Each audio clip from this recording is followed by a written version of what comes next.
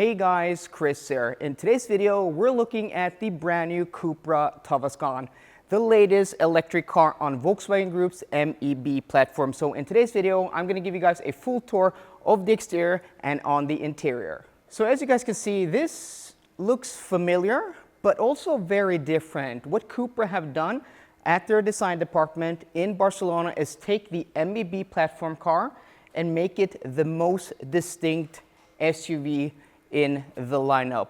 This is about the same size and basically the same car as the Volkswagen ID.5, the Skoda Enyaq Coupe, and also the Audi Q4 e-tron Sportback. So this is a mid-size electric SUV, and if we move over to the side here, you can see it has that fast back shape.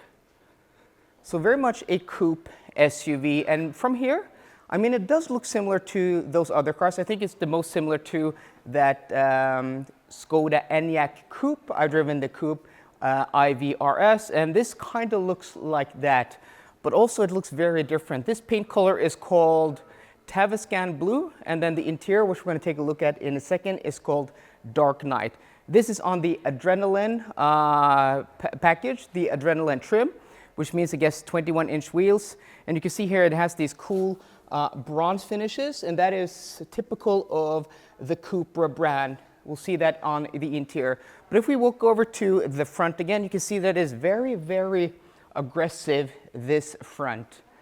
We first saw this with the Cupra Born, which is closely related to the Volkswagen ID.3, but it just looks really, really mean. And then you have the illuminated Cupra logo here. If you come closer here, you can see what it looks like. Pretty cool with the bronze finishes. And then you have the Cupra here. And then this is illuminated here. So I think it looks pretty cool. You also have these details here in that same copper finish. Overall, a very attractive car. So let me know what you guys think in the comment section down below about the exterior styling. I think easily this is the best looking of the MEB platform cars. And also I want to give huge thanks to Hans Vidar from Nybiltester, who's helping me to film today at this press launch in Norway. He'll be making a similar video that I'm going to help him film in Norwegian. So if you're looking to, well, if you just want to see the same car in Norwegian, go to the link in the description box down below, because I'm going to link his channel also. If we move over to the back here, Hans Vidar, you can see that the rear end is even more distinctive than that front of that coupe of this car. You have this cool light bar across here with a lot of different details. You have triangles here in different layers, and then you have, you know, a top light bar here, and then you have the illuminated, again, Cupra logo. I think this is pretty cool to see what Cupra can do with this MEB platform. And then you have the Cupra lettering there. I think this is pretty cool. And as I said, this is the VC trim, which gives this, I didn't even say that. This is the VC trim. So this has dual electric motors with the new updated motor. So 340 horsepower, better efficiency. WLTP range on this, I think, is 520 kilometers.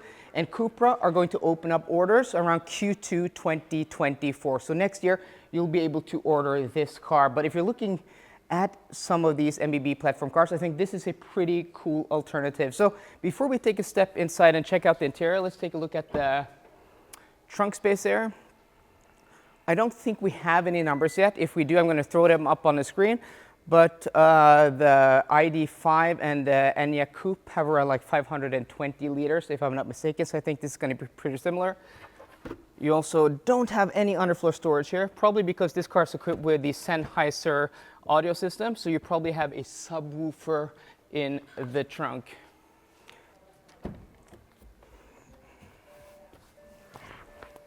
Okay, so as distinct the exterior is, I'm just going to move this seat back because there has been another person sitting here.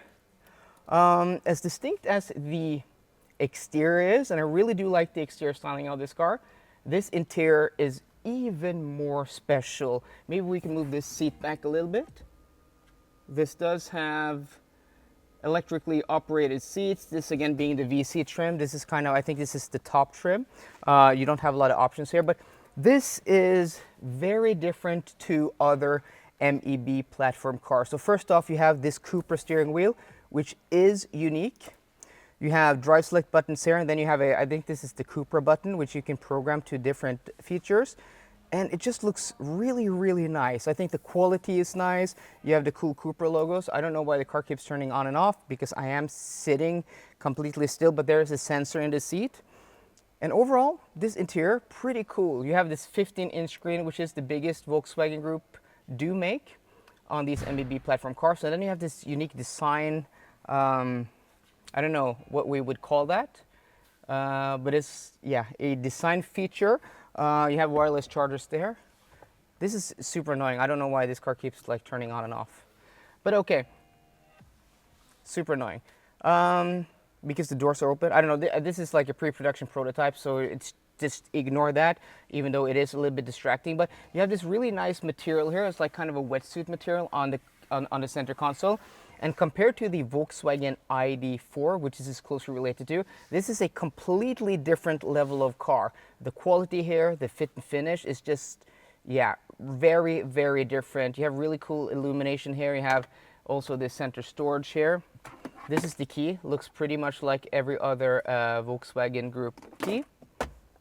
And yeah, I think it's a little bit compromised on storage compared to the other MEB platform cars, but I still think it is pretty good. You have some under here, you have a little bit of storage also, but it's a little bit compromised for design. And also if I close these doors here, you can see that if you come closer here, Hans Vidar, this is like illuminated. It's almost like with the Rolls-Royce Spectre, where you have these starlights in the doors. I know that's a bit of a stretch, but it is actually pretty cool. You have the same, I'll show you here, the same of these, yeah, these buttons, which you have to press rear to open the rear windows.